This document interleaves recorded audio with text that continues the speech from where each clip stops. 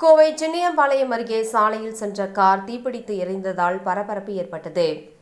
கோவை ஆவாரப்பாளையம் பகுதியைச் சேர்ந்தவர் ஸ்ரீ ரங்கபதி. இவர் தனது ஊட்டி பதிவு எண் கொண்ட காரில் அவிநாசி சாலையில் சென்றார். அப்போது கார் சின்னியம்பாளையம் அருகே வந்தபோது காரின் முன்பகுதியில் திடீரென புகை வந்துள்ளது.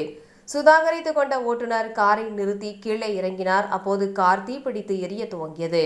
சிறிது நேரத்திலேயே கார் முழுவதுமாக தீ பரவியது. தகவல் அறிந்து வந்த பீளமேடு தீயணைப்பு துறையினர் வந்து நீண்ட நேரம் போராடி தீயை அணைத்தனர்.